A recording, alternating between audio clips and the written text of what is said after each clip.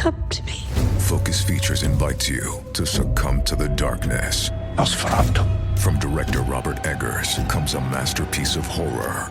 He is coming.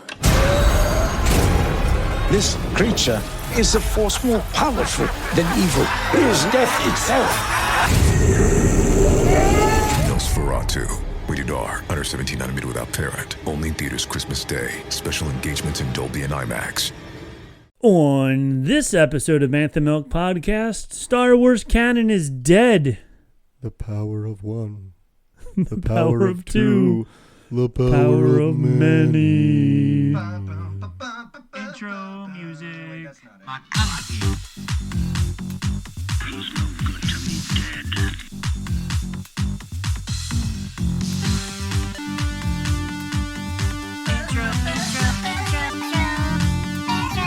Bounty hunting is a complicated profession. I like how you harmonized out of tune with me. Yeah. Because since I was out of tune, you tried to harmonize with me. Oh, no. There was much intention in the way I performed. Okay.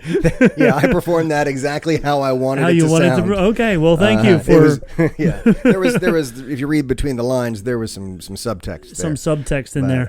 yeah. I just want to let you know. I don't know if this is new or it's just the first time that I saw it, but at the bottom of Audacity it says disk space remaining for recording.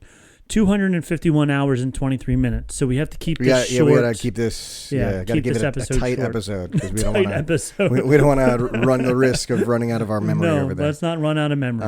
Hello. Hello. This is Nick and Robert, and that's Robert. I'm Robert. Nick. That's Nicholas. And we are here with Bantha Milk Podcast. Rob is glowing. He just got back from his retreat to south of the border. South of the border to the Dominican Republic. Dominican Republic. He soaked up the sun. I did. Doo-doo-doo-doo. And Here comes he's the all rested sun. up. How was your trip? It was a wonderful trip. I highly recommend if anybody likes to go to all-inclusive places and beautiful tropical resorts, the Dominican Republic is the place to go. Cool. So I would highly recommend it. We stayed at a place called Mystic Colonial was the name of our hotel. It was a very nice hotel. 5 different restaurants. 2 of them you had to make reservations for. Okay. One of them you had to dress nicer than all the rest.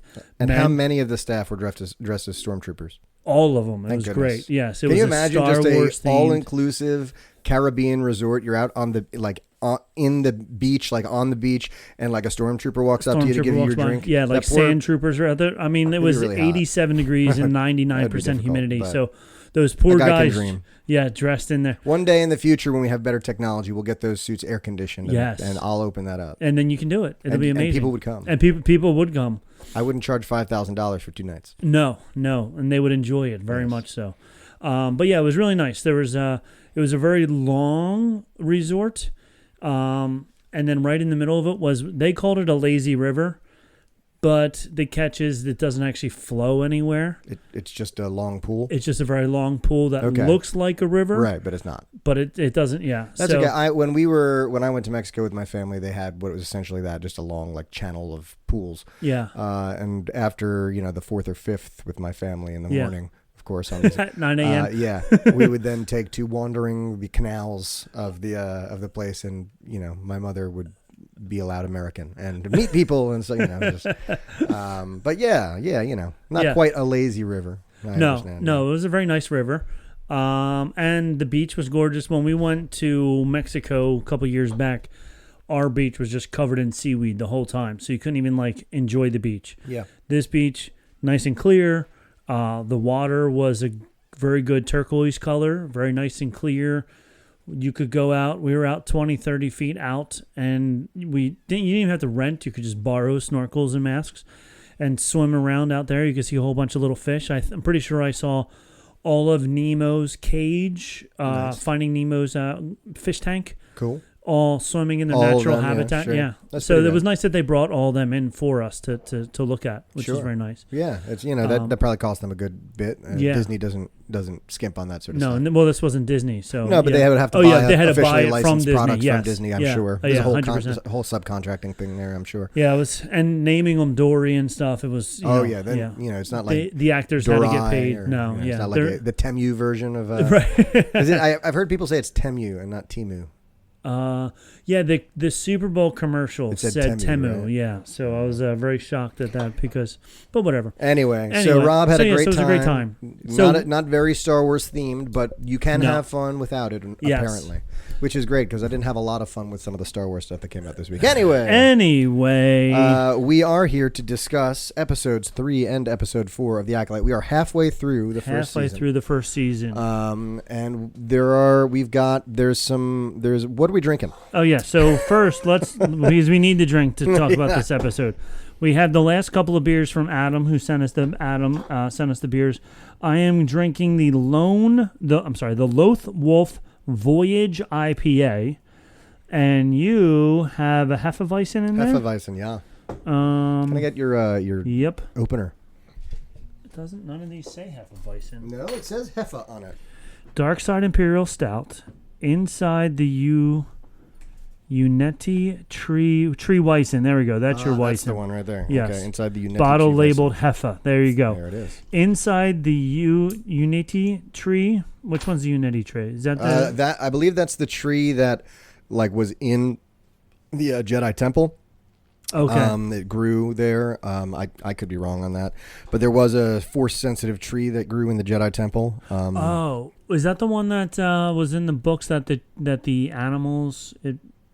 The animals didn't hang from that. Well, the thing with the Uneti tree, I think I seem to remember it was that Luke found a clipping of it later on and was able to replant it or something. Okay, then that's. I'm thinking of one of the John Jackson Miller books with the animals that were force that could drain the force from you. The Drengir. Yes. That's the Drengir, yeah. So the Uneti tree was an incredibly rare species of long-lived, mildly force-sensitive tree that grew on the planet Octo. The ancient library, which was built to hold the founding texts of the Jedi Order. I do believe there was, the great tree which grew at the Jedi Temple on Coruscant was also a Uneti tree, one that possessed a strong connection to the Force. The tree was said to have come from seeds from the very first Jedi Temple. There you go. This is happening for the last 3 days. Can I have the opener? Sure. If I pass out, that was a bad throw. Bear with me, but my eye has just started twitching randomly. Is that a thing? It is a thing. I've had that happen to me before. It's just it never happens, and now it's happening Now all it's the happening, time, and it's frustrating me. It is Anyway, frustrating. so I've got my Hefeweizen here, based on the Uneti tree. And what's yours called again? Mine's the IPA, the Loth Wolf Voyage all right. IPA. I like that. Yes. I love me a good Loth Wolf. I can smell it already. It smells delicious. Yeah, you're a big IPA guy. Yes. You like your IPAs. I like my IPAs. So this is my Hefeweizen. I like Hefeweizens usually. They're a nice, refreshing, lighter beer usually. So, look at this. You got some good head on that one too. All Got right. a good pour there. Yeah. Look at that. All right. Cheers. I'm L'chaim. surprised. L'chaim, cheers. L'chaim. I thought mine. I like the color of yours. Yours looks nice and cloudy, like a nice a Hefe. cloudy Yeah. amber. Oh, that's nice. That is very nice, actually. And this is a traditional IPA as opposed to the cloudy IPAs. What the heck are they called? India Pale Ale is what they're actually called. Yeah, That's but then they long have the one. cloudy ones. The New England IPAs are cloudy. Is that like the red or the white with the clam chowder? Clam chowder. Yeah. Is that the red or the white? All right. What do you think, man? Good stuff. Good stuff. Very hoppy. Hoppy. Yes. Which is what an I hear IPA they does. recently added more hops to it. More hops. Put some more hops in there. Yeah, this Yes. is not hoppy. No. Hefes are not supposed to be No, that hoppy, is a so delight. that's good. All right. So All so right. you got yourself a nice Loth Wolf IPA. I got there. a nice Loth Wolf, and you have a good Hefe from the tree, Gandhi tree. Yeah, and I just need to take one sip of this before we get into this conversation. I understand. Wow. Okay. So that was a swig of whiskey.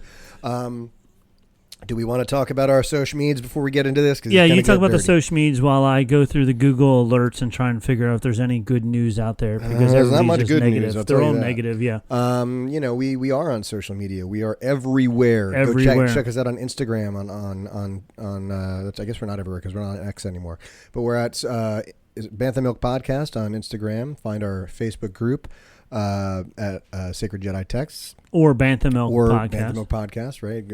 Just if you don't want to go to that group. But if you can join the conversation at our group.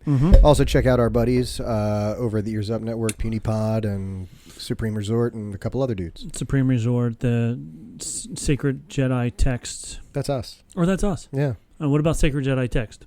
Oh, Sacred. Yeah, them too. Them too? Yeah, Okay. check them out. Check out Sacred Jedi Texts. Or It's on Scraping Facebook. the Vault, one or the other. Vaulting the Scrape. Yeah, and then Ears Up, the main show as well. Check all them out as well. Yeah, bro. They have been doing good stuff. Anyway, so that's all of our Any way you social want media. it, that's the way you need it. Oh, we're going to get a DCMA strike. Meow, against that. meow, meow. All right, so first article today, Disney forced to reveal unequal pay on Star Wars show The Acolyte. This is from Forbes. So I would say this is a legitimate story. Sure. Documents filed by Disney have revealed that its latest Star Wars spin-off series, The Acolyte, isn't actually a force for equality despite famously featuring a female-centric cast. Famously featuring a female-centric cast. Easy That's hard for you to say, yeah. yes. Yeah, right. According to the filings in early April last year, when production of the streaming service was still in full swing, just 30% of the 695 employees were female across the entire workforce. Women's average hourly pay was 19.4% lower than men's. If you want, Are you trying to tell me that Disney has unfair business practices within their ranks? That is Strange. shocking to me. Shocking. The next articles, 2 articles in a row about when Acolyte Episode 5 will be released on Disney+. Because apparently we don't know? We don't know. It's the same time. Oh. Tuesdays, 9 o'clock Eastern, 6 o'clock Pacific. I don't understand why we needed a whole article about that. And of course, I read it to find out if it was different. And It's not. But Nope. that's how they got your click. Yep, that's what they did. The Lawton Constitution. Do we want to even read this? The Acolyte, A New Hope for Star Wars Future Styles. Whatever. No, thank you. Andor Season 2 may already be doomed after the Acolyte's atrocious... This is from IMDb. Disney's disastrous Star Wars error. Andor is considered to be one of the best entries in the Star Wars franchise, especially on the streaming side. But because of the Acolyte, everybody's already doomed after the Acolyte's atrocious reviews reveals Disney's disastrous Star Wars error. Do you think that Rogue One or Andor Season 2 will be affected by this show? I don't. I don't think so either. I don't. I hope some things are affected by this show. But I don't think those things will, because those are the ones that have worked. Right.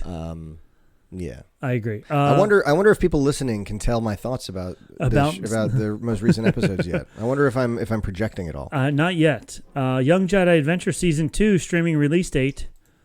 This is more important for you. It really isn't. I tried. She doesn't like She it? just won't get, like, I've put it on. I've been like, look, Vanjie, it's Star Wars. It's colorful. They've got lightsabers. Hey. They got fun lightsabers. They're all cute, and cartoony she's mostly looking. just pissed I turned Bluey off. She's like, no, Bluey. For real. Bluey. Which, I mean, I get. Yeah. I do. There was a thing that said every generation needs a blue dog.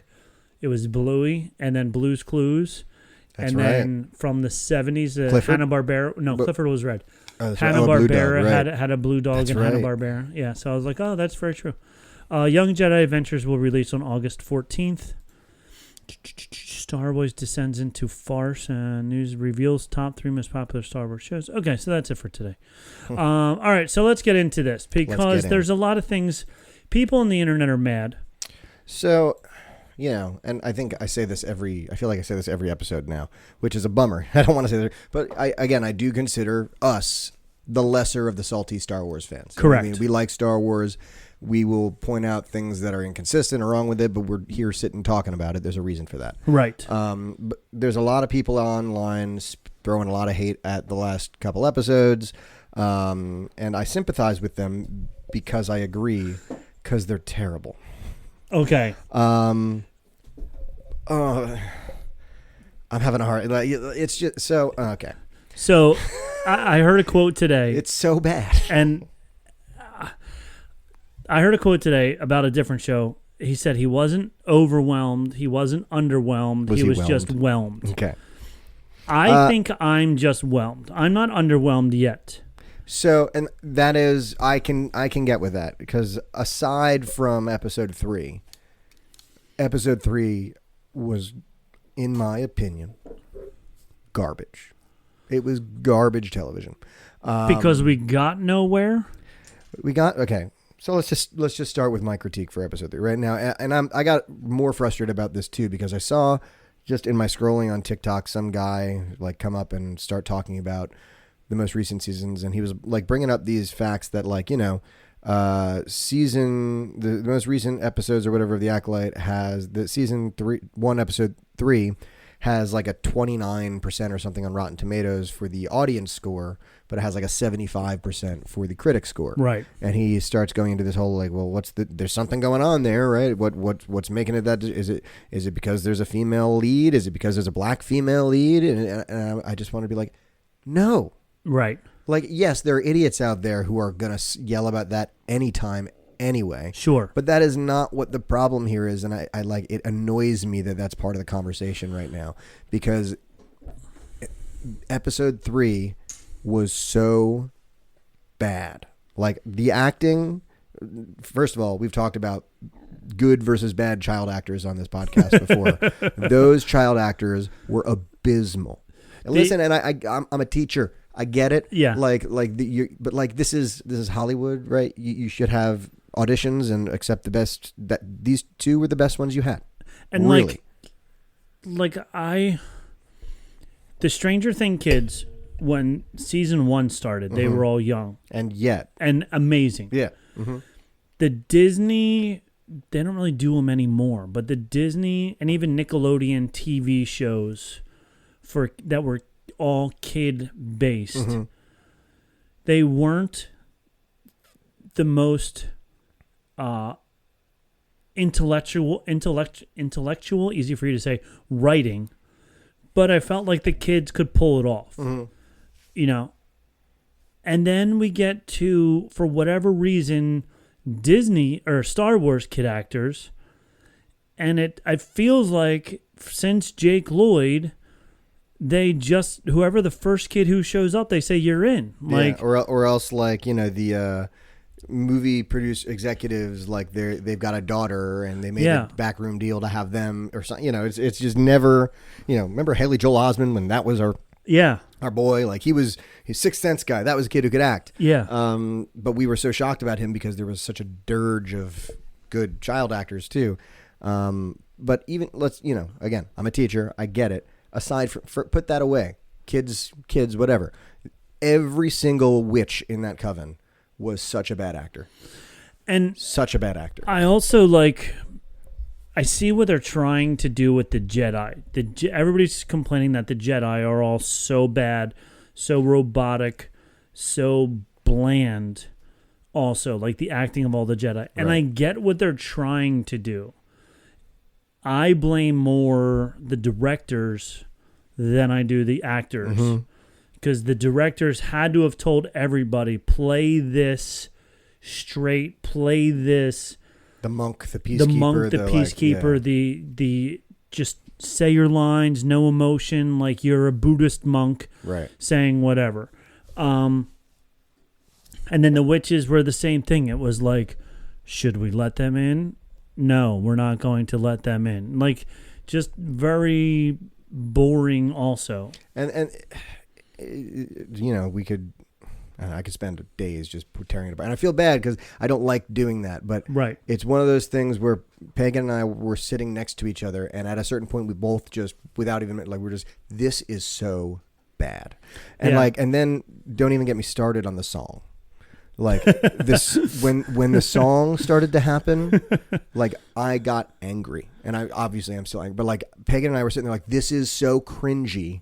And so and I get it. Like they're leaning into the fantasy aspect because it is Star Wars. It's not sci-fi. It's fantasy, and you can do that without it being bad. Like, and like when every now and then one of the witches would just start cackling. It's like, give me come on. Yeah. It was so all the lore stuff aside that people have complained about, that like I wouldn't have cared if it was at least well acted and well directed, and like I don't know, so it was episode 3 in particular was very frustrating for me. We really didn't learn much. I'm imagining we're going to go back to I think next episode they've already dropped some hints that we're going to get another flashback of that scene and see kind of really what happened, because we didn't really see what happened. Right. But so here's my thing. I don't want to say it's. I don't like this writing style where we see present day. We have lots of confusion about why people are angry in present day. right. And then 3/4 of the show is We flashbacks. find out how. Yeah. Yeah. Like, I'd rather just tell the story from the beginning. Right. Like, do we need these flashbacks? And I don't know. To me, it's kind of like, it's not like shock writing, because it's not shocking at Right. all. Yeah. But it's like, It's a big necessary part of that. yeah. But like the idea is, oh, why is she being arrested? Oh, let's go and find out who. Oh, she has a twin sister. Oh, now we see how the twin sisters, why they both think that the other one is dead. Oh, now we're back in the present day. Oh, now we're back in the past again. Like, I get it. You need an A and a B storyline to keep it going. Right. But you need a better A and B storyline than what we're getting. And then, aside from, I was very angry after episode 3, so I went into episode 4 angry and with low expectations. And episode 4 was fine. Yeah.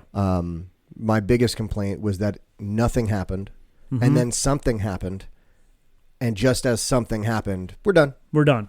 Like I was getting to the point where they had me interested, and then they showed the bad guy, and they did that thing that's like everything in Star Wars seems like it's a trailer for the next episode. For the next episode, and I think that started with Marvel, because no matter how good the movie was that you saw, you had to wait through all of the credits. Yep. To see that 30-second clip of what the next movie was going to be. And then you wouldn't get that movie for another couple of years. For a couple of years. But you left going, oh my God, I can't believe Spider-Man is coming next. Yeah. You know? Even though you just watched a 2.5-hour movie about Captain America. Right. But first of all, that was at the beginning of all this, so we weren't expecting all these movies. But also, number 2, that gave you years to get jazzed about a big announcement. This is giving us a week to think about a crappy, it's not like we're getting these. Oh my God, you're blowing my mind. And I hate to use this comparison, but they're releasing at the same time as Game of Thrones, the new Game of Thrones series, and it's just sad watching them both at the same time because the difference in quality is incredible. And like, you want to just focus all your attention on one. And I'll tell you, I am way more invested in House of the Dragon than I am in the Acolyte right now. It's because it's way more entertaining, unfortunately. It's way more entertaining. For a Star Wars podcast. It's way better acted. Yeah. The story is interesting and intriguing, and the episodes are more than 28 minutes long. Yeah. With a 15-minute credit run at the end in 7 different languages. And I, people keep touting like, oh, this Star Wars has this insane budget. It's like, okay, where are you using it? Yeah, like if the story sucks, I don't care what you spent the money on. Yeah, so, yeah. And then going back to episode 3, before we dive deeper into episode 4, then there was all the hatred. Yes, which the hatred about bad writing and bad acting is one thing. The hatred about Star Wars is now gay. There's lesbians. It's woke Disney with this, that, whatever. Like, the more you think about it, we've had covens of witches in hundreds of different stories, not just Star Wars. Nothing new. Yeah. This is nothing new. Like, you didn't, and honestly, I never really thought about it, but now that they're making it a thing in Star Wars, it makes sense. Like, if they made this, like, all-female race of, like, I don't know, gladiator war, but even that is, like, we've got the Amazons as, like, but, like, you know what I mean? Like, if they took, like, something and shoehorned it in, that'd be one thing, but, like, coven of all-female witches, you know, that's hundreds of years old, that trope. You know what I mean? Like, this is nothing that's and new. If you think about it, what would a coven of all women if there's no men to be found, Right. How are they going to make more? how are they going to make more, and how are they going to entertain themselves? Like, obviously they're drawn to each other for a reason. Yeah. And I don't care what is it right wing? The guys we don't like, the Republicans, are they right wing? I don't know. Whatever. Those guys over there. Like, I have friends who are gay, and my one friend said, "Do you think I would choose this crap? Yeah. Would I choose to be ridiculed, to be afraid to walk down the street holding my husband's hand? No, I wouldn't choose that. I wouldn't wish that on anybody. Like, so I don't care what you say. You can't send me to church to change my mind. Right. It's in depth. It's in you. Right. This is what you are, and I'm fine. I don't care.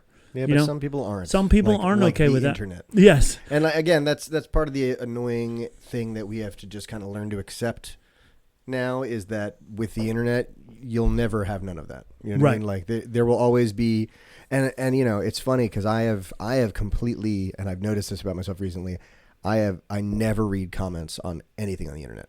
I read the content, so annoying, but I never read comments. And like Pagan was reading through some funny comments on like a thing, and I like people were bickering, and I found myself getting anxious just listening. And I'm like, this is why I don't listen to these comments, because a good 40% of them are probably earnest, honest people trying to engage, and the other 60% is people trying to shout and people trolling and spam. And like, somebody posted it in one of the Facebook groups that I'm in. They painted their Mandalorian helmet with rainbow stripes, and he said, I got it all painted up now for the Pride Parade. Right. And of course, the very first comment was something negative. Right. And I was like, I just wrote back, I think it looks great. Right. I'm proud for you. Enjoy it. Yeah. Like, why and I know it's the internet, and this society feels that the only way to be heard is by being negative. When you're nice, you just get pushed to the bottom of the pile, and then somebody will say something mean in your comments, and that's when it moves to the top again. But the only way to get any attention is to be mean. And I hate it, and I can't wait for hundreds of years from now when people look back on what we did with this power that we have just recently discovered. Right. In the past 20 years, since the internet first started. And I can't wait for it to be, a history lesson on what not to do. Yep. Because it's a great line from Jurassic Park. Just because you can doesn't mean you should. Right. Just because you can say mean things online doesn't mean you should. Yep. Just keep them to yourself. Nobody cares. Yeah, and it's one thing on like Reddit or something like that, but it's so funny. Facebook is such an interesting realm now because, it was for a while just college students and stuff. Then everyone was on, and then it was just for old people. Right. And then now kids are getting on it again for whatever reason. But, when it's like Reddit or like whatever these online forums, you say like mean crap to people, and it's like, I get why they do that because there's an anonymity there. But like, I'm on my local, like where I live, our little neighborhood Facebook, and someone will post something, and like someone who is very easy to find, like I'll say, like they live across the street. Yeah. And they just go at someone who lives 2 houses down for like such ridiculous reasons. And I'm like, you're typing this at a computer, but the person is like 700 feet away from you. Yeah, right? like they're you're writing it in your neighborhood group. You're going to walk by them someday. Yeah. Like, could we have a little perspective on this? Mm-hmm. So the internet is unfortunately turned into somewhat of a net negative for our society. That being said, there is hate that's just gonna be out there regardless of what we do. That doesn't mean all the hate that this has received has been unwarranted. Right. But the hate should remain at the work and not at those who did the work. You know what I mean? You don't like it, whatever. Yeah. And you can say such and such didn't act well. That's fine too. But like, if you want to like. And we see this all the time when, like, with like Rose Tico, that character is like, your character destroyed like, why are you giving this person hate about what their character did? Like, or even, they just went to their job and acted. Yeah. In the best way they and the director wanted to act. Like the guy who played Jar Jar Binks. Right. Yeah, and Ahmed Best. Ahmed Best, and everybody's like, "Oh, what a redemption arc for Ahmed Best." He didn't need the redemption arc. We did. We did. Yeah, We needed. It was our redemption. It was arc, our honestly. redemption arc for us to say sorry to him because we were so mean to him because he was acting a part. He wasn't. He didn't write it. It wasn't his opinions on things. Right. He was just a dude in a green suit with a bunch of dots all over him, and everybody hated him personally, which is what is ridiculous. Yep. I'm looking in the run. So the rundown of episode 3 basically was a flashback to we found out how the girls were made. Right. Apparently, and that's the one thing that people are talking about like breaking Star Wars lore. And right. I've seen and thought about this a little bit, and I like number one, everything else is such a train wreck. I think I just didn't care about this as much. But I've seen some arguments about the difference between this and Anakin's deal. Yes. Where and if you read Plagueis, the novel, they talk about how Anakin was created, and it wasn't like I want to create a baby, said Plagueis, and so he did. It was him and Palpatine doing a lot of crazy pushing boundaries and limits of dark side experiments that the Force like reacted to that and created Anakin versus these witches who purposefully, it looks like, set out to create these humans. So they created it, not the Force. Not the Force. Using the Force, spells they and Force powers. But the Force itself didn't spontaneously create this human. So of course, that was the first thing people were going nuts about was now you destroyed Star Wars lore because it was said that Anakin is the only being ever created by the Force. Right. And then, of course, you get all the haters who are like, oh, unless it's by blah, blah, blah. Yeah. And, it's a confusing line in the sand to make. It's something that is confusing unless someone who has looked and dug into it explains it. Yeah. So that's not a great storytelling device. If you have to, if you have to outside of the show tell people, no, it's okay and this is why, then it's probably not a very good piece of storytelling. Yes. You know what I mean? Yeah. Because that means you have to tell the story with a disclaimer. Right. Yeah. Yeah. It's like the warning on the box. Cigarettes may cause cancer. Yeah. Yeah. Caution, coffee hot. So that is that's a really bad example because did you ever hear the real story behind the lady? It's horrific. It's horrific. Poor woman, yeah. Because the coffee was hotter, inordinately hot. Yeah, hotter than it needed to be. Right. And B, it caused so much damage to the poor woman. Yeah, and she didn't even want to sue them over that. Right. She just wanted to get her medical bills taken care of. And McDonald's said no, so then she was forced to sue them to get money. Right. And then McDonald's lost. It became this big joke and whatever. But anyway. So what we have to discover on our own is how they were able to make a Force baby, right? As opposed to the Force making the babies. Right. So if you have to do all this extra research, like you said, then it's not really good storytelling because you're confusing people. Yeah. And if you're making the Star Wars story for the people who know that, like us who are podcasting about it, great. Make the rest of it better. Yeah. You know what I mean? But they're clearly aiming this at a mass appeal, like people who don't read the books and who don't, and that's fine. Yeah. That's what these things are supposed to be. But then you need to make sure we need to like spell things out. Right. People, it needs to be clear because people aren't going to go, oh, this doesn't make sense. I should consult this book. And they're going to go, this is wrong and why, and this is bad. And they're going to go on the internet instead and complain. Yeah, and complain. Yeah. This whole episode was the whole flashback episode. Yes. To which at the end is when we find, right, is that when we see that all the witches are dead at the end of this one? Yes, and he goes to save them, and the one falls, apparently. Right, the bad one. So not May. Not May. No, May falls. May's the bad one. one. Yeah. And what's the other one's name? May and Osha. Osha. Mm-hmm. Yeah, Osha's the one. It's the same as a character from Game of Thrones. Oh, a better show. Anyway. So also Osha is the only Jedi that can't use the Force. Yeah, it's funny because she was going to be a Jedi, but then she, I guess, either quit or failed out. And then she tried to use the Force and like it didn't respond to her. Yeah. So like in episode 1, we saw her when she was in jail trying to move the keys. She couldn't do it. In episode 3, we see her going through the trials and she couldn't do what she needed to do to go through the trials. You mean when they're interviewing her? Yes. Well, before that, when the two of them are going to be made into whatever. Mm-hmm. May could do what she needed to do and was able to. They started to give her the powers or whatever, right.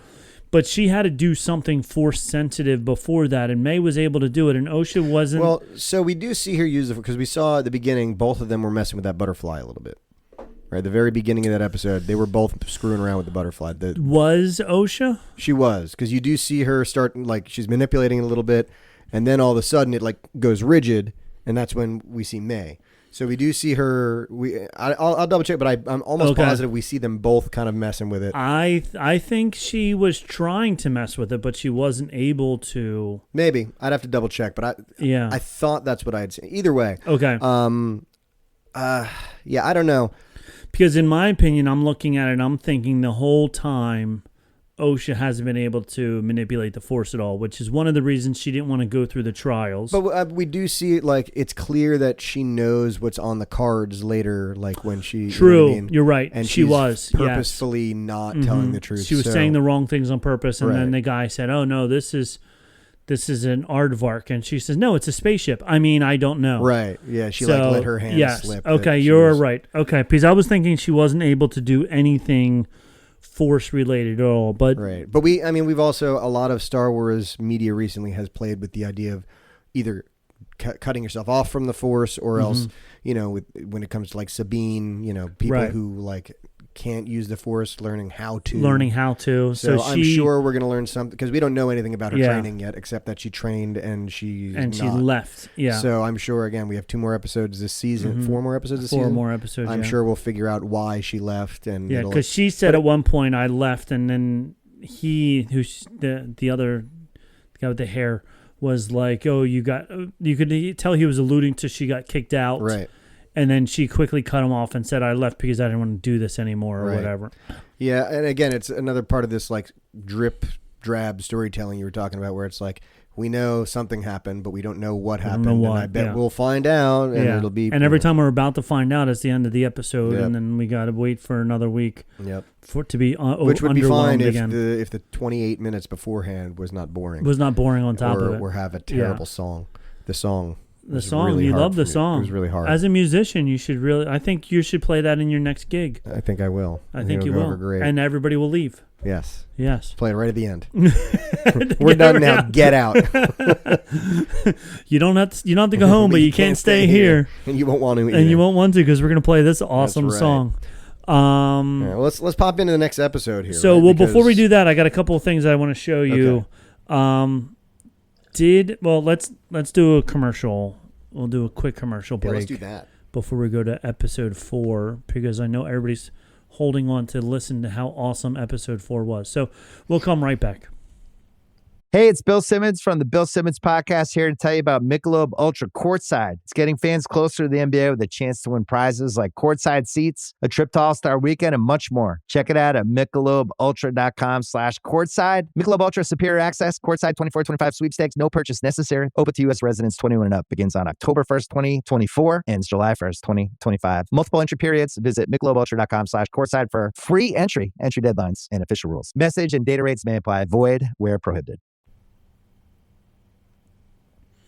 And we're back. Oh, yeah. Oh, yeah. Oh, yeah. All right. So, I don't know if I showed you this before. If I did, stop me and I will. Stop. Okay. Okay, go ahead. All right. Did I show you? No. My Empire Strikes Back album? No, you did not. That's amazing. Okay. Is it signed by who? So, that's what makes it even more amazing is I've had this sitting behind me for a couple of months now. How have I not noticed that? When my son was doing his co-op at the Academy of Music, somebody came to perform there, and signed. He was signing things. So Trey actually Is had that John Williams? It is John Williams. Wow. Trey had that album. That This is album was incredible. mine that I had from when I was a kid. And when he got into vinyl, I was like, oh, I have these couple of albums in the basement. So he took that one to school with him, and he told me, yo, John Williams is coming, and people are sending all kinds of stuff for him to sign. So I was like, well, take that Empire Strikes Back album. So he took the album, and it says, to Trey, best wishes, John Williams. It sure does. That's awesome. So I gave him a hard time because, of course, it says to Trey on it. He goes, I didn't tell him to say that or anything. So one of his coworkers put a Post-it on it that said Trey because it was Trey brought it in. Right. So then John Williams signed Trey, best wishes, John Williams. Oh, wow. So I guess Trey will have to get that in. So in his will. in his will. Yeah, I have to send it to. I have to make sure I gift it down him. to Trey. Yeah. Leave it to him. But yeah, so it's really, really cool that he was able to get that autograph for me from John Williams. John Williams. You know what I found out yesterday? So I'm conducting in Moorestown. I'm doing the pit for Fiddler on the Roof. I did not know that John Williams edited the music for Fiddler on the Roof, adapted it for the movie. He played piano in it as well. So I knew he had played piano in the original Broadway cast recording of West Side Story. West Side Story. But okay. I did not know about Fiddler. I didn't know about Fiddler either. Yeah, so Fiddler, he adapted the music from Broadway for the original motion picture. So I don't know if you know, my kids are way into this person. I don't even know who she is, but her tagline is, I'm your favorite musician's favorite musician. Right. Yeah, I've seen this. This is an internet thing. Yeah. So we're our new tagline has to be, we're your your favorite podcaster's favorite podcaster. Yeah. So my favorite podcast, Smartless, they just had John Smartless Williams is great. on. Yeah. They had John Williams. I've checked that out. 2 episodes ago, they had All John right. Williams on. Yeah. So definitely check it out because they talked about not Fiddler, but they talked about West Side Story. Yeah. And how because Sean Sean Hayes is a big Broadway guy. Not Sean Puffy Combs. Not Sean that Puffy guy. Combs. Different No, not guy. that guy. He also did the music for the theme song for Gilligan's Island. No way. Oh yeah, if you look, it'll say in the credits it calls him Johnny Williams because that was what he was called, I guess, at that point. That's so in his career. funny. But yeah, that's him. And the other thing I want to show you, another fun thing before we get into more deep stuff on episode 4. Have you gotten these yet? Oh boy, have I. Oh, Yeah, okay. those are great. So not only have I, so a student of mine have had those, and this particular student always gives me snacks and stuff, and they know I like Star Wars, so they were slipping me them, and then I bought them myself, and then the student graduated and got me a whole box. So I have a lot of them right now, and I'll tell you why I love them so much. Aside from the fact that it's Star Wars, one of my fondest memories is, so for those of you not listening, right, who listening can't see, who are listening in the car right now, I have these Disney Star Wars Oreos. Yes, you've probably seen them at a Wawa near you.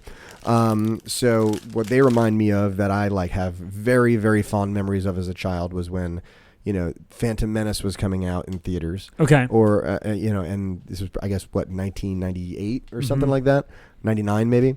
And Nestle Crunch was my favorite candy bar when I was a kid. And they came out with these Crunch bars with Star Wars scenes on them. So you get a Crunch bar with the Clone Wars droids on them, or with Obi-Wan and stuff. And I thought that was the coolest thing.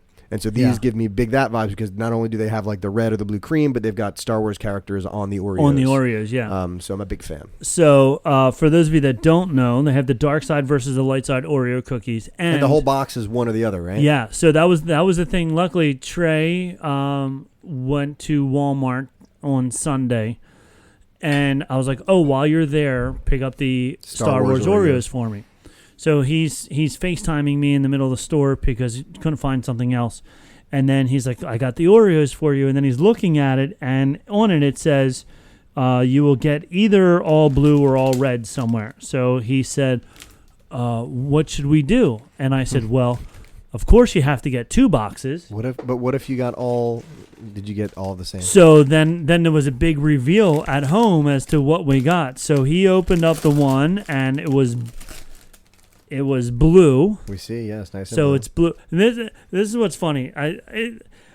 It's not even blue, right? No, because it's white on the inside. Yeah, when you peel them apart, On the inside, it's still white. Yeah, So it's just like the outer edges. yeah, so I'm like, okay, as it's coming out of the tube, they just sprayed the giant tube on the outside one color. I guess. So I would love to know, and I'm sure there's a reason how this is cheaper than making an entire blue batch, an entire red batch, and then an entire theory, white it could batch. be completely wrong because these taste different to me than regular Oreos.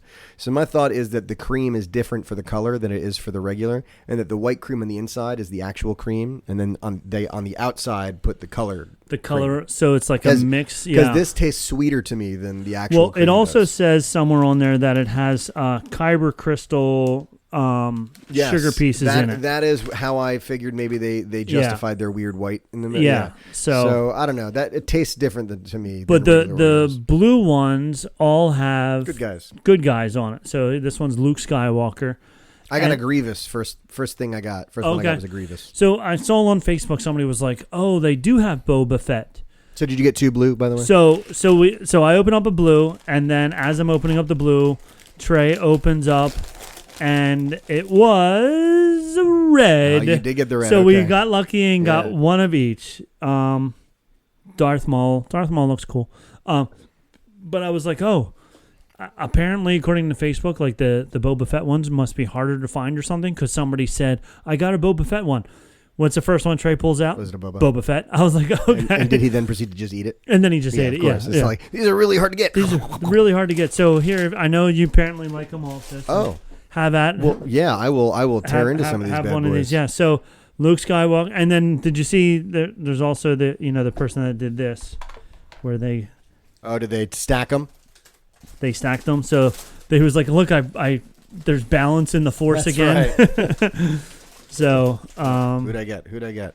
I got Grievous again. That's Grievous. crazy, There man. you go. First one in again is Grievous. Nutty stuff. They look good too. It's not like Yeah. I figured it'd be kind of a cheesy, crappy design. But Yeah, no, they did a good job of designing. And I imagine it's easier to make a design in chocolate, like a chocolate bar, than it is in a cookie, where you have to worry about baking it. So yeah, and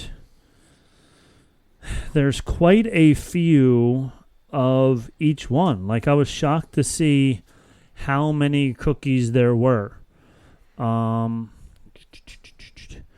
Darth Vader, Luke Skywalker. Don't watch the film. The next one, Maul and Yoda. It's giving me a hard time. Princess Leia and somebody with a lot of words because it's very small. SM All. Kylo Ren and Rey. Boba Fett, R2-D2. Grievous and C-3PO. Sidious and Obi-Wan Kenobi. Jabba the Hutt and Han Solo. Jabba. Stormtrooper and Chewbacca. Dooku and Mace Windu. And so that's all of them. By the way, I made the guy's day today at Taco Bell because my username is Chewbacca.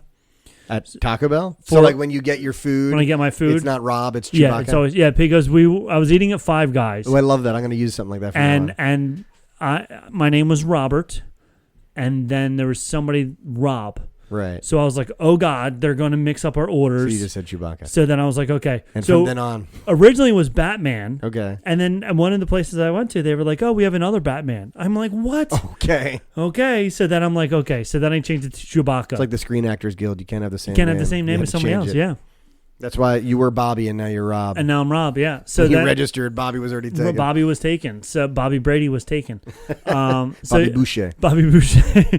So then, so I changed it to Chewbacca. So the guy was like, order for Chewbacca? I love that. Ha! And I'm like, that's me. He goes, dude, that's awesome. Yeah, So I don't think I could pull off Chewbacca. No, you want to be able to pull too up. wee. You're a little too short. You could do an Ewok of some sort. You could Wicket. That's an uncalled. Is that uncalled for? Oh, I'm sorry. I will recognize I'm not the tallest dude in the world, but I don't need the Ewok comparison from you.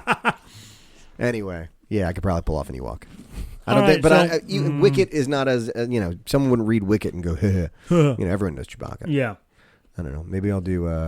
For me, it used to be I would go to Wawa and they say like, you want to pay $1 to write your name on this. Oh, thing right, yeah, to stick it on the window. And it was around when I was in college, so it was like 2007 or so, and so I would always write Harvey Dent.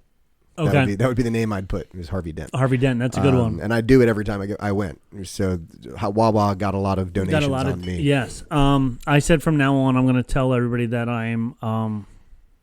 Who's the Sausage King of Chicago? Oh, Abe Froman. Abe Froman. That's right. Yeah, I saw that. If anybody asks me, Abe Froman. the Abe Froman, I'm going to tell everybody that and see how many people actually know what it's from. Yeah, that's a good litmus test for people, especially if you're not sure how old someone is. Just drop the Abe Froman and be like, if you don't know who Abe Froman is, she's too young for you. She's too young. Walk away. That's right. If she doesn't know Abe Froman, walk away. If she doesn't know who the Sausage King of Chicago is, walk away. Walk away. It's bad news. All right, so episode 4. On to episode 4. Day. It's called Day, right? Day. I think it's called Day. Daytime, nighttime, tomorrow, today. I think episode 4 is called Day, which I don't quite get. I don't get it. Or either. maybe episode 3 was called Day. So One of them was called Day. Anyway, episode 4 happened. Episode 3 was the Witching Hour. Oh, that was the name of my marching band show this year. There you go. Look at that. Look at that. Disney is... I should sue Disney for copyright Disney's suing you. Yeah, sure. Daytime, nighttime suffering. Interesting. Is what it says on this website. Let me just make sure on IMDb that it's the same thing. IMDb. But anyway, so this one was... So I will tell you, this one was a better return to form as far as Star Wars storytelling goes. It wasn't great. It wasn't good even. It was fine. But again, they did one of my least favorite things at the end, where we got like a look, like the merest glimpse of a cool thing happening. Yep. And they were like, stay tuned. And it was very frustrating. So really cool thing is about to happen, but you're gonna have to wait another. It was like the same exact frustration on a more small scale that I had at the end of. This just says Day. You were correct. Yeah, at the end of the Rise or the Force Awakens. You know, when you're waiting the entire damn movie for Luke and they give you just him looking. Or what's episode 3? When you're waiting, you want to see Anakin turn into Darth Vader. You want to see Anakin get angry. And it just kind of... And there's one scene where he's about to kill all of the Tusken Raiders. Oh, episode 2. Yeah. Episode 2. And the lightsaber comes up and then you don't see anything. That's how they keep their PG-13 PG rating. And I was like, "What? That's it? Yeah. That was the big. I was so angry. Yeah, you can't, and it's the same, in episode 3, Revenge of the Sith, when he kills the younglings. It's like, well, we can't show child murder in a Disney movie, so I guess we're just going to show the lightsaber igniting. So speaking of child murder and Game of Thrones, Ryan Airy did a whole big thing about how more people were upset about him kicking the dog than the sounds of them. Yeah. The sound, yeah. And honestly, that's one of those moments I thought I would be outraged too, because I'm always that guy who's like, "Don't kill the dog. You better not." Right. And I do think that House of the Dragon has been great so far, but the CGI on that specific effect was like bad. Okay. Like I when I watched it, I was like, that looked so fake. I'm okay with it. Yeah. You know what I mean? It was like, that was clearly they didn't kick that dog. Right. And so I'm not gonna be that angry about it. And Ryan Airy even said like it was written that way in the book as well. So like if you read the books, you knew that he was going to kick that dog. Yeah. So it was pretty funny, but he was trying to justify the people being more angry about the dog kicking than the child murder, because the child murder happened off screen, like you said, with Star Wars. But we had to see the guy kick the dog. Kick the dog. And everybody was so like, child murder is so heinous that they were just like, but like you don't, nobody wants to kick a dog, like no matter what the dog, like what? Yeah. So whatever. But anyway, back to Star Wars. Yeah, it is bummer because I have a lot to say about that. If only someone had well, you can be our guest host. Are you back at it? Well, we're going to be, because it's been 3 years since the first season. Sure. So we're definitely coming back to it. Once again, the Kings Road podcast, for those of you listening along. The Kings Road podcast. Yeah. So that will be coming back to you. You should, because I gotta our figure theme out- song was really bad. I got to figure out how that would work for like Star Wars is easy. You can use kind of techno-y stuff. Yeah. But yours is going to need a little more austere. We had some kind of like strange music that Kim found, and then I just screamed King's Road I love over that. top of it. It was pretty All right, funny. I'm gonna do some. I got some Yeah. ideas in my You got head. some ideas, so make So- us some cool stuff. Yeah. So episode 4, we're back to the future. Back to the Future, 88 we, miles we've an hour. gunned it to 88 in our DeLorean, and the flux capacitor has done its thing. Flux capacitor was working. And we get what I would consider more very rushed exposition, and like, we have to go do this. Let's hurry up and go do this. We get a weird shot of Ki-Adi-Mundi that the internet is all very angry about. That's the other thing everybody's mad like- about. And like, I saw it and went, oh, that's kind of cool, and it makes sense because like, he's been around for a while. I guess what they're upset about is the fact. So Ki-Adi-Mundi is most notorious for like being very stubborn in his views, and like, in the movies he was very like, oh, I find it very shocking that a Sith could have emerged without us knowing. And he was just like, he was so very wrong. Right. And he's kind of become emblematic of like the downfall of the Jedi and their blind spots and their dogma. So yeah, I don't know. We haven't seen how this goes, so it's too early, I think, to get pissed off about seeing that. I mean, So everybody's pissed off because clearly in the episodes you can date how old he was in the movies, right. because he made a comment of X amount of years old I am now, or something along those lines, and you're able to backtrack it. You talking Yoda or you talking Ki-Adi-Mundi? Ki-Adi-Mundi. Okay. Well, I said it with a Yoda tone, but Yeah, that's why. yeah. At some point he said something that he was 65 years old or something along those lines really? during episode 1 or episode 1 or 2, whatever. I don't know about this. So, because he said how old he was in one of those scenes, it would make him not alive for this season, this series. Yeah, I don't remember him ever. I mean, the only like lines that I can actually, in the movies especially, remember him actually having is the one about, the Wookiees on Kashyyyk, like he was talking about the droid attack on the Wookiees. And then there was the line about, the Sith. He was hard. He'd find it hard to believe that could happen. I don't remember him having a whole lot of other lines in that. Yeah. So, and then he got shot by all his clones. I remember that. right. So, They made him Swiss cheese. and then the other thing that people are now really upset about is age of Ki-Adi-Mundi. The now non-canon Star Wars legends established that Ki-Adi-Mundi was 60 years old in Star Wars Episode 1, The Phantom Menace, which took place in 32 BBY before the Battle of Yavin in Star Wars timeline.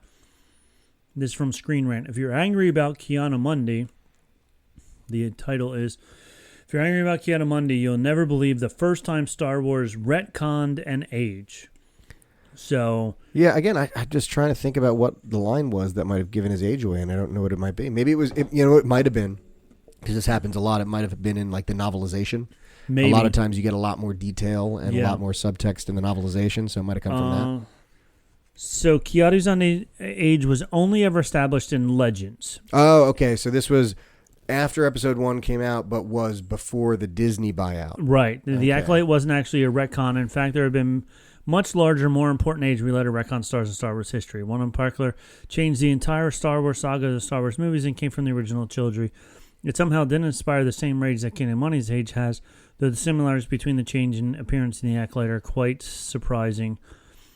Luke was originally supposed to be 2 years older than Leia in the original Star Wars, later retitled That's A New harder Hope. that's harder to make people believe when they're twins. When they're twins, yeah. Yeah. Luke Skywalker and Leia Organa weren't supposed to be related. George Lucas actually intended Yeah. for them to be love interests, That's as why evident they by smooched. various romantic kisses Luke and Leia shared in both A New Hope and The Empire Strikes Back.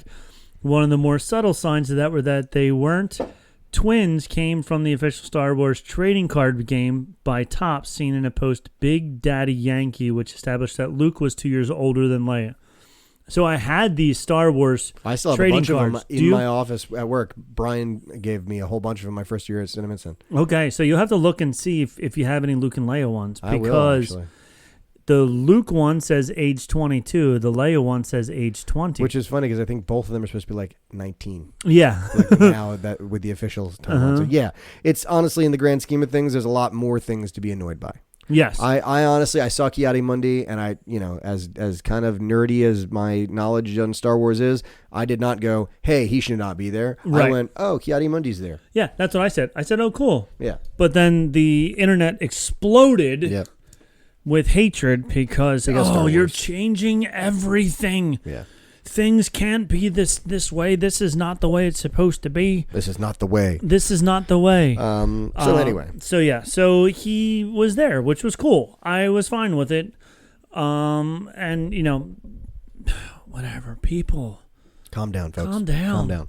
It's as you say, it's space wizards. Yep. It's not real. It sure ain't. It's sure. Now, if I go around telling people I'm only 40, when in fact I'm 50, now that's a different story, because that's not space wizards. Yeah, sure. But, But I also you're really hurting. I like this is my new favorite thing. I'm going to tell everybody now what level I am instead Level of what 50? age. I'm level 50. I like that. That's a good level to be. Yeah. Let me tell you, people strive to get up to level 50. That's true. In a lot of places, that's max level. That's max level. And once Boom. you reach max level, you stop leveling. It was funny. Cameron was like, okay. Because she always says how old. She says it makes me older than I really am.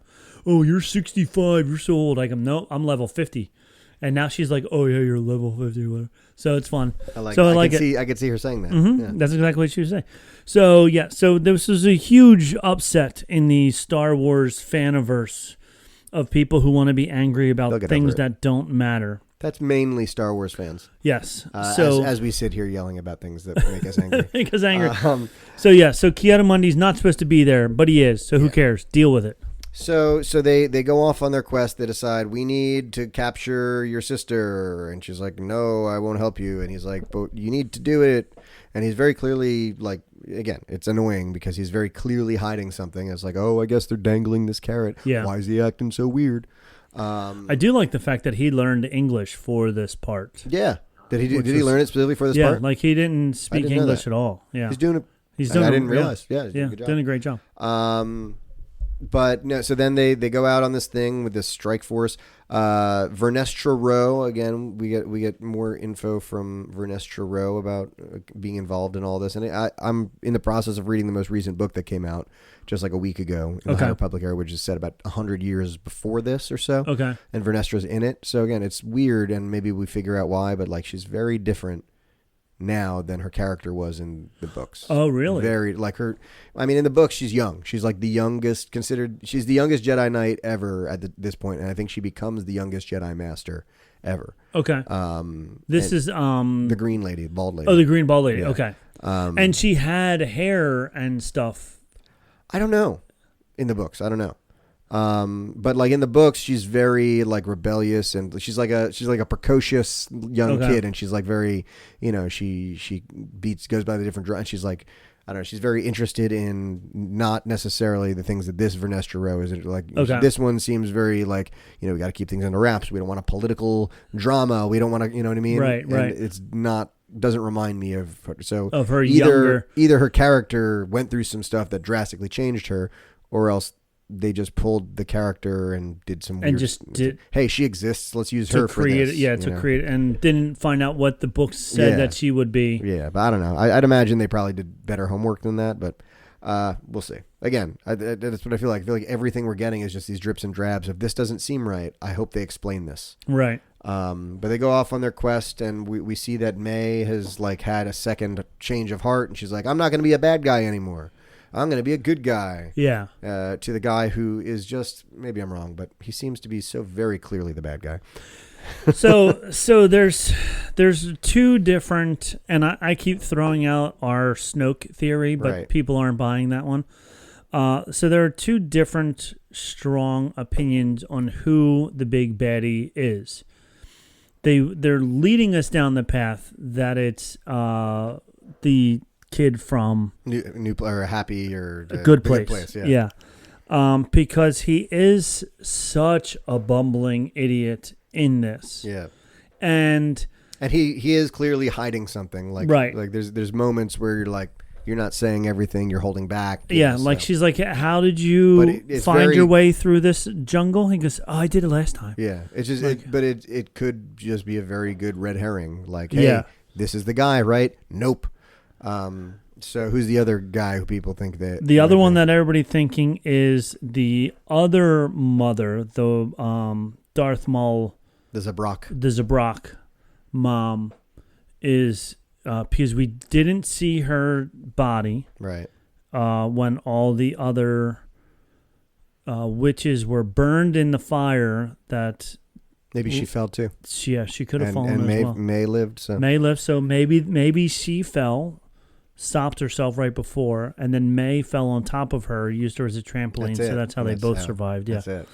But you don't see her in that room that clearly all the Jedi went in and killed them all. Right. But we don't know that. Right.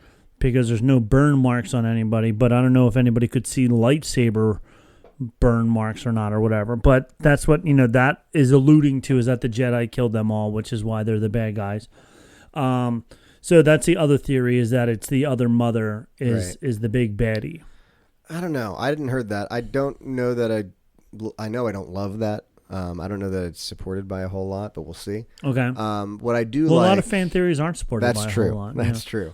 What I do just like the ones the that idea shout the of, most. Yes.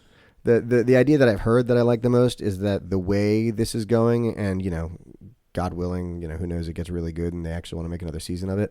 But they can continue to serialize this differently every season, is that, the Acolyte, because the way the Sith Order has progressed since the Rule of Two started is, you have a master and apprentice, and the only way it changes is when the apprentice kills the master and becomes the master. Right. And so the thought is that each one of these seasons could be about an Acolyte, and that Acolyte is the person who the apprentice is searching for to be their apprentice when they become the master. Okay. You know what I mean? So that maybe like the big bad we're getting here isn't actually the Sith master. He's the Sith apprentice. And he's trying to recruit like May or someone to then off his master and continue the Rule of Two. Okay. So the definition of an acolyte is a person ascending the celebrator. Oh, hold on. I need my glasses. Get out your readers. My readers. A person assisting the celebrant in a religious service or procession.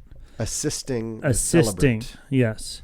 So what is a celebrant? A celebrant is a person who performs a rite, especially a priest at the Eucharist. So, yeah, someone who assists them, right. But the person who they're assisting is the one who's actually involved, you know what I mean? So, again, it could kind of go with that. You have the celebrant or the person who is, a part of the Sith cult at this point, essentially, and he's, using this acolyte for their own means in order to do whatever they can in order to kill their master and become the master. Because and also like she keeps saying, and what's his name? I'm gonna say Johnny. Johnny's his real name, I think. I don't know. But he keeps saying also to Cheaty. No, Cheaty was the other guy. Anyway. He keeps saying, like, don't forget, you have to kill one of these Jedi without... And now, this is another one where we finally see what we want to see. We finally see a Jedi Wookiee. Right. And we want to see how awesome a Jedi Wookiee is going to be. Nah, let's just slice him right down the front. And we kill him before he even does anything. Yep. And there was all this talk before the episode coming out about, what could she possibly do to kill a Wookiee, let alone a Jedi Wookiee, without a weapon. And all of that went to nothing because she didn't. And now if Kelnaka is the guy's name, the Wookiee, Jedi Master Kelnaka. What's the Manny Jacinto is Kumar, whatever. Kumar. Howard and Kumar go to White Castle. Narshada. You go to Narshada. Oh, Narshada. One day we'll get actual they'll be in Nar Shaddaa. We'll see it. We'll see it. And We'll we'll see the know lights of it Nar has Shaddaa, happened. and we'll know the neon lights of Nar That's Shaddaa. right. Neon Lights of Nar Shaddaa sounds like a cool jazz album. Yes. Released in Coruscant. In You know what I Coruscant, mean? yeah. Like, There you go. You should with who's the guy in the piano? The ones that were playing at Jabba's palace. That's gonna annoy the hell out of me.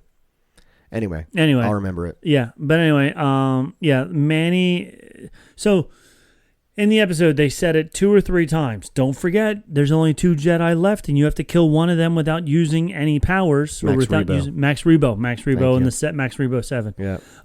You have to kill one of them without using any weapons, and then he hears the noise and runs off, Yep. and she goes in and he's dead, and of course, Well, doesn't she trap him? Doesn't she lay a trap for him that like hangs him upside down or something? who, Manny? Yeah, like, and then that's when she says, "I'm not doing this anymore." Or am I crazy? Did that not happen? Maybe. I Yeah. thought he got like lifted up by his foot or something. He was dangling upside down. Well, because he ran off, and then maybe when he ran off, he got trapped or something like that. I thought that's when she would laid on him like, "Oh, I'm not going with you. I'm going to do the Right, thing. I'm going and to then- turn him in." Right. And then she goes away, and we don't see him again. And so, like, my thought is she goes away, and he's like, "Haha." Okay, he gets himself down, and then he goes and does. and he his goes thing. and does his thing. Yeah, because that's another. His whole character is the red herring of Right. as soon as he disappears, you know that he went and killed him and then came back. Right. So that's what they're alluding to, and then that's when we see the leader, the one with the helmeted guy, come down. The helmet is pretty rad. The helmet is pretty he rad. like floats down. He too. did float down, yeah. Like, it was really, again, it was a moment where I was like, "Oh, this is weird and dark and a little scary," and I'm excited. and I'm excited, and then it goes right to a commercial. Yeah. And he like right takes to, his right to lightsaber credits out, and that's cool. And then he like does the thing we saw in the trailer where like he all this like gas and horsepower rush forward, and it looks like, oh, it's going down it. Nope, it's not. And I like literally, as I was watching it with Pagan again, it stopped, and I'm like, "Are you kidding me?" Yeah. Oh, 100%. 100%. It's like, come on, like, give us something. Like, I don't want all this to build up to just one fight scene. Yeah. At the end, like, I want a Luke almost gets defeated by Darth Vader. Fight scene ends. They escape. I want a Rocky gets beat by Clubber Lang the first time, Right. and then trains, and then comes back and beats him a second time. Right. I don't want it just to be one fight at the end. I want to see the lead up to it, the build up to it. I want Right. it to be better. Yep. And they're not doing it. And they're not doing it. So yes. So whatever. So that they left us on that cliffhanger. They right? left us We're on that left with, cliffhanger. Hey, we killed the Wookiee. Which there's means the now we're bad going to have guy. another flashback. Oh yeah, and that's the thing is I know like next episode's going to be all flashback. Right. So like that really cool thing they set up us for, I have We're not no going to see for 2 thoughts of- weeks at the most. Yeah. I would be shocked if we saw that. Yeah. Like, completely shocked. Yeah. No. So again, it's just like one of the bummers about the way they're choosing to do the storytelling. Is yeah. like It's not. keeping us on a rope. It's No. like give us good stuff, and I will want to watch the next thing. Right. And Don't like give me the promise of something interesting next episode. And then like, okay, here's that interesting thing. Now here's a whole bunch of crap for 25 minutes before we give you another thing to look yeah. forward to. Yeah. Oh, that's what the picture was. Plus the damn Okay. song. Anyway. The song, yeah. So somebody posted a picture of the next Lego Star Wars character, and it was Leslie Headland. And I didn't get it. I think they were making fun of her not being attractive. I don't know who Leslie Headland is. She's the creator of the Acolyte. Oh. Yeah, I don't know who that Because I is. just like looked up who she's the producer, writer, director of the Acolyte. Yeah. But yeah, she's listed as creator and writer. So I was excited when they had different creators, and Filoni and Favreau weren't really associated with it, because not that their stuff is getting old now, but they're trying to intertangle everything so much that they're really trying to impress us who know more than the average person. So I was like, oh, these are new people. It'll be a good story. But unfortunately, it's not that great of a story. It isn't. It isn't. It's a shame. It is. Talking about books, though, yeah. I'm reading. I saw the Royal Guard book, right? I saw you reading a book on Be Real. Oh yeah, no. It's the Jedi, Return of the Jedi, from a certain point of view. That was the chapter. That was the chapter in it. Okay. Yeah. But there was one chapter, one story, which was really cool, and I actually tweeted the author because it was a fun story. You still tweet, huh? Or not tweet. I Instagrammed her. Yeah. She can't believe I got to see my name in a Star Wars book, making history with my favorite Star Wars movie. Stories about a guy that no one actually cares about. Yeah, the stormtroopers way at the back of the hangar. The unit that hangs around every time some dignitary pops by to see the Death Star. He's just some little guy, but who knows? Even the little guy can make a big difference. So it was a really fun story, the way she wrote it, because it was all just sections of his, basically like his diary. Okay. So it was like the first day I got on the Death Star, and it was listed like DS-II for Death Star 2. Right. He's like, day 1, got here, really excited to find out what I'm going to be doing. And then day 3, I'm the guy that's going to be standing here. We found out that we're not allowed to pee. We're not allowed to sit down. Great. We could be sitting here for 4 or 5 hours at a time just waiting for someone to show up. And they going through a whole bunch of different things. And so I wrote to her, this is the most creative story in the book. I love how it was written and how his story and how written and his story on DS2. And there's a droid in it that bothers them all the time, R2Q9. He has like a personal vendetta against the main character in her story. Okay. She said he's constantly like he would go real fast right next to him and like run over his foot, or he's constantly locking his door to his bunk so he can't get into it. He's like, one time I was walking down in from the shower. I just had a towel on and I couldn't get into my room because R2Q9 locked me out again. Great. And so it was really cute. It was really fun. So I sent her a message, DM on Instagram, and told her how much fun it was. So it was a good book. I have questions for you, actually.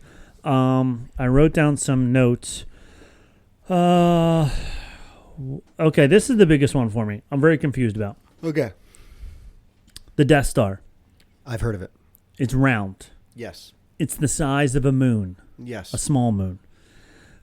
All Star Wars ships have their own gravity. Otherwise, people would be floating. People would be floating the whole time. Yeah.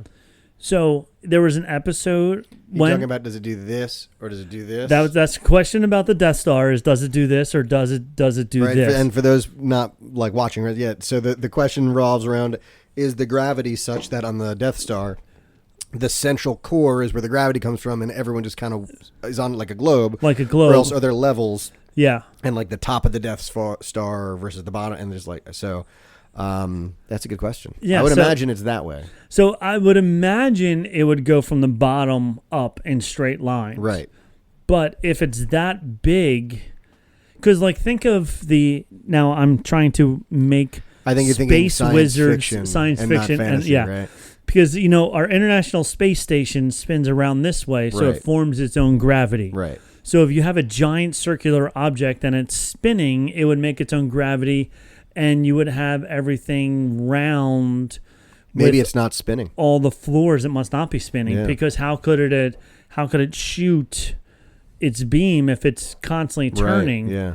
Because it would be like, I'm coming And back it, around. like, it has a front and a back, right? Because Yeah. it has like a hyperdrive. It has a hyperdrive. So like when it goes in hyperspace, it's got to be one part of it is going Yeah, forward, got right? going that way. It's not like it's like Yeah, it's not. Yeah.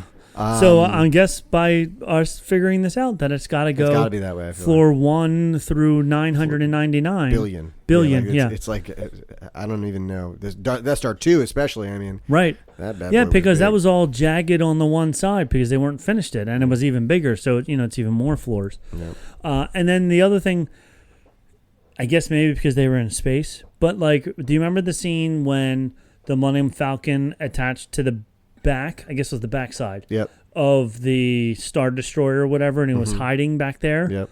They weren't leaning back they were still able to like Right. walk around normal. Yeah, so I and the Falcon was turned off, right? Because they were trying to conserve power and not like let. Yeah, them so you would think if you turn it off, that your and fake gravity would turn off also.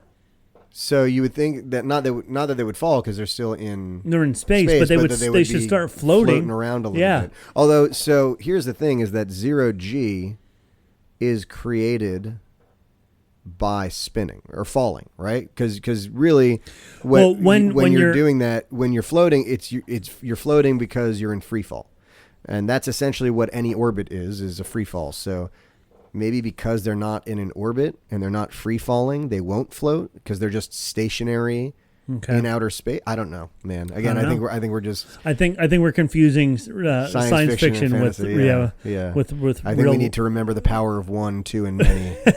Unfortunately, we need to find that song just for you. It's just for me. All right. Well, we've dug deep into many important topics here. It's free real estate. Which is that episode 3 and 4 weren't very good. Not our cups of tea. Halfway through. Yeah, I'm not the most optimistic. Book of Boba Fett. How many episodes was that? I think it was 10. But the big problem with that too is 2 of those at least were not. They were Mandalorian episodes. You know what I mean? They Right. didn't even have Boba Fett in them. The 2 best ones were Yep. Mandalorian episodes. Episodes. Oh, we can hear the computer fan. Yeah. Your Oh no, computer's this only really had working hard. 7 episodes. Is that it? Yeah. Wow. All right. So Book of Wow. Boba So Fett. 7 episodes and 2 of them were Mandalorian. That's crazy. Yeah. All right. So we're halfway through this.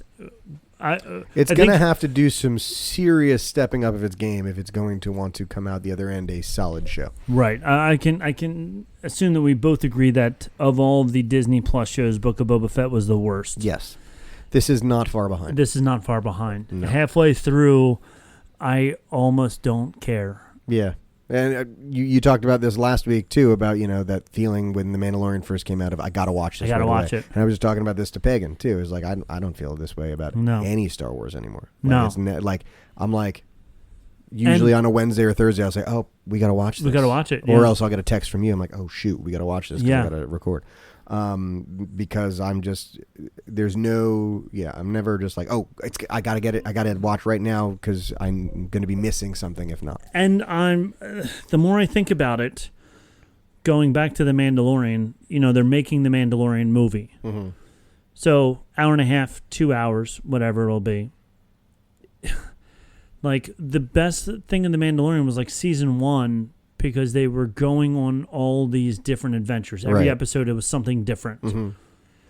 Which, and I have been digging in a little more about some of these things, and that is a lot more like these old westerns and stuff. Mm-hmm. Like, none of those 1950s and 1960s TV shows had, season arcs. Right, They had, you had an old western show. Every episode was like we've talked about with The Mandalorian, this individual thing, and maybe there was like over the season there was like a large arc that might happen, but like there wasn't like this, we're doing this and then we'll wait till next episode. It was all just, here's our story. Yeah. It's happening. It's at a start. It's got a middle and it concludes. Right. And it's wrapped up. It's and wrapped that's how up stories nicely. are told. Yeah. Versus this, drip. And that's part of the problem too, is they're releasing it in drips and drabs. Yeah. But I get the feeling this is going to read a lot better as one product. And I would love for them to do like what they did with The Godfather, where they put The Godfather in a special chronological order instead of the flashback of Godfather 3, which took place before 1 and 2 or whatever it was. I forget how it went. Well, 2 had the flashbacks. Okay. So 3 2 just sucked. Yeah, 3 did suck. But 2, so there was 1, it was like a limited edition DVD set. Yeah, it was the, I forget what they called it. They released it on HBO Max. I remember it was a big thing because Pagan and I watched it. Okay. Yeah, where instead of, because in 2 they would have present day, then past, but they just kind of they stitched it together. Yeah, they stitched it all together. So that scenes from the second movie started before the first movie. Yeah. So I think this, for my viewing pleasure, now I may be one of the few that don't like this style, but I would like to rather just see it instead of a little bit now and then flashbacks. Just do all the flashbacks first, and then just get to present day. Well, now, it's the same thing. Did you watch Arrested Development? Yeah. Because so when season 4 came out, they originally released it as individual episodes were like dedicated to specific characters. So this was Job's episode, and this was when they were Michael's all in the episode. same scene. Yeah, but it was And all the different views of it. And so like episode 3, you'd see scenes from episode 1, but you'd be getting this different from perspective the opposite side. and it was confusing. It was very hard confusing. to follow, and Yeah. so like a couple of years later, they literally re-edited it. Yeah. And re-released it, and it's so much better. It was just when you're seeing it more straightforward as opposed to just like this pieced together thing. It did take 4 or 5 episodes to realize what they were doing. Yeah. Because you're like, wait, didn't I just see this? I just saw the scene. Why am I seeing it again? Did I press the wrong button? Am I watching? Yeah. Yeah. Yep. But I did give them a lot of credit, and it was drastically different than the rest of Arrested Development. And the rest of Arrested Development was amazingly written. Yeah. This was a whole different, amazingly written concept. Right. Just different, and everything they'd done. people weren't ready for it. Right. People weren't ready for that type of a thought process. Because I did like seeing, like now thinking about it, like you would go back and watch episode 1 and you could see Job in the background, knowing that in episode 3, now it's Job's view from the same story. I was like, wow, that took a lot of writing. Yeah. Or when like Tobias was the guru in India. You don't find that out until much later. And like, you watch again, you're like, oh, that's Tobias. Oh, that's yeah. So like that, it was fun, but it was also, if you weren't ready to really think about, because the Arrested Development wasn't a show that you really need to think about. Well, you don't. But then it rewards you for doing that, though, right? Too. Yeah. It was a very smart writing. Too. Yes. Unlike the Unlike the Acolyte. Anyway, with that delightful notion. That is right. We will be back at you, hopefully with some less salty comments, but we'll do our part if they do theirs. If they do theirs. In the meantime, send us a holler. Let us know what you thought. Tell us how whelmed you are. Like, comment, subscribe, smash that like button. Smash that like button. Share us button with your friends. And don't forget, we are your favorite podcaster's favorite podcast. That's right. Make sure you call your favorite podcaster and tell them to listen to us, so that we don't get sued by your podcaster for false advertisement. That's right. But that's all. That's all we've said. That's all we're going to say. And I have freaking spoken. We have spoken. Whelmed. Whelmed. Whelmed.